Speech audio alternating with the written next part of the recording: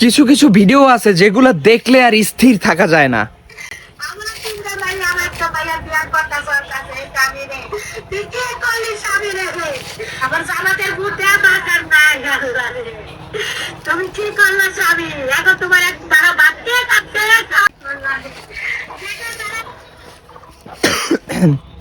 এগুলো কি মানা যায়?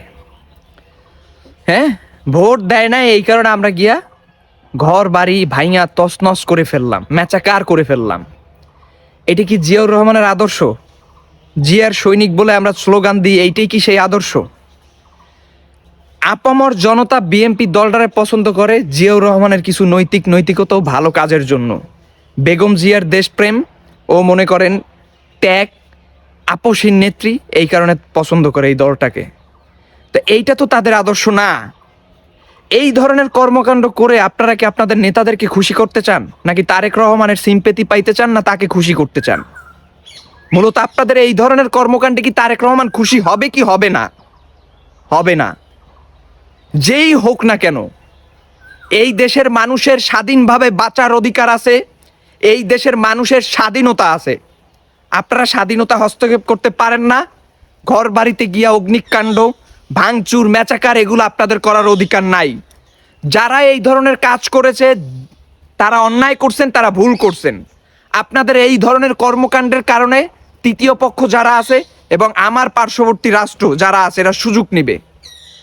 এদের যে চেলাচামচা আছে তাদেরকে দিয়ে আরো বেশি জঘন্য কাজ করাবে আপনাদের ভিতরে ঢুকাইয়া, এরপর দোষ ফালাবে আপনাদের উপরে। আপনারা আপনাদের জনপ্রিয়তা হারাবেন। এই বিএনপি এত জনপ্রিয় একটা দল, এই দলটার জনপ্রিয়তা হারাবে।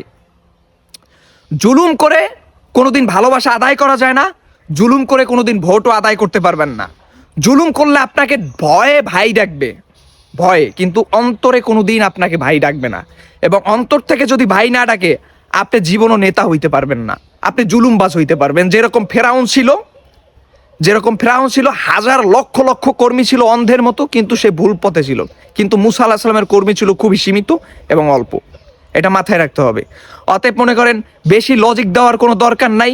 যারা এই ধরনের কর্মকাণ্ড ঘটাইছে, অবশ্যই বিএনপি যদি ঘটায়, তারেক রহমান ওই নেতাদের কুইজাইন না চরম পর্যায়ে শাস্তি দিতে হবে। এবং তারেক রহমান তার ক্ষতিপূরণ দিবে ডাবল। জামাতের আমির যায় ক্ষতিপূরণ দিবে, ডাবল ক্ষতিপূরণ দিবে। যে ক্ষতি হয়েছে এর থেকে ডাবল দিবে, যাতে এই মহিলা, এই সংসারটা যাতে চৌডবল মনে করেন মানে সামগ্রিক পায়। অতএব যা হারাইছে তার থেকে যেন 4 গুণ 5 গুণ বেশি পায়। তো এরপর আমরা মনে করেন ধসের মতো জঘন্য কর্মকাণ্ড শুনি, এগুলো করা যাবে না। এগুলো অন্যায়, এগুলো অপরাধ, চরম পর্যায়ের অপরাধ। যেই শাস্তি সেই শাস্তি দিতে হবে। কারা করছে, কোন দল করছে, ওইটা ডাজেন্ট ম্যাটার। যে অপরাধ করছে সে অপরাধী, তাকে সেই রকম শাস্তি দিতে হবে। কোনো দল মত নির্বিশেষে এই কথাগুলো আমি বলতেছি, কোনো দলের পাচাইটা আমি এই কথাগুলো বলতেছি না। একদম আম জনতার কথা, সাধারণ মানুষের কথা। সাধারণ মানুষ কিভাবে টিকবে, তারা কিভাবে বেঁচে থাকবে, সেই কারণে আমি এই কথাগুলো বললাম। আমি আমার স্থান থেকে প্রতিবাদ করলাম। আল্লাহ হাফেজ, ভালো থাকবেন।